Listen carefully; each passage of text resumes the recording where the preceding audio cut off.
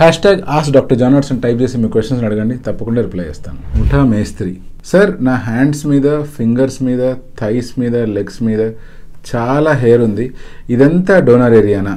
Hair transplantation చేయడానికి donor area criteria ఏంటి అంటే, అటువంటి హెయిర్ మన బాడీ మీద లైఫ్ లాంగ్ గ్రో అవ్వగలిగే కెపాసిటీ ఉండాలి. అంటే ఆ హెయిర్ అనేటువంటివి డిహెచ్టీకి లోన్ అవ్వకూడదు. డైహైడ్రోటెస్టోస్టెరాన్ హార్మోన్ వల్ల ఈ హెయిర్ అనేటువంటి ఎఫెక్ట్ అవ్వకూడదు. ఎప్పుడైతే ఇవి అట్లా ఎఫెక్ట్ అవ్వవో లైఫ్ లాంగ్ ఆ హెయిర్ గ్రో అవుతూనే ఉంటాయి. అంటే ప్రతి హెయిర్ ఏదైతే డిహెచ్టీకి ఇన్ఫ్లుయెన్స్ అవ్వదో అదంతా పొటెన్షియల్ డోనర్ ఏరియా.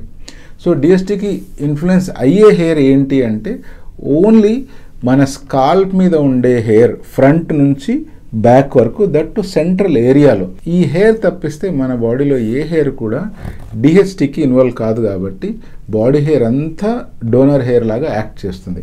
కానీ కొన్ని ఏరియాస్లో ఉండే హెయిర్ మాత్రం ఎఫెక్టివ్ డోనర్ లాగా పనిచేస్తుంది. ఫర్ ఎగ్జాంపుల్ బియర్డ్ ఏరియా కానీ లేదా ప్యూబిక్ ఏరియా హెయిర్ కానీ చాలా థిక్గా ఒత్తుగా పెరిగే అవకాశం ఉంటుంది. అదే చెస్ట్ ఏరియా హెయిర్ కానీ లేకపోతే బ్యాక్ మీద ఉన్న హెయిర్ కానీ కంపారేటివ్గా కొంచెం పల్చగా గ్రో అయ్యే ఛాన్స్ ఉంది. ఇలాగే మనం ఫింగర్స్ మీద ఉండే హెయిర్ కానీ, మన హ్యాండ్స్ మీద, లెగ్స్ మీద, థైస్ మీద ఇక్కడ ఉండే హెయిర్ కూడా డోనర్ హెయిర్గా వాడుకోవచ్చా అంటే డెఫినెట్గా వాడుకోవచ్చు.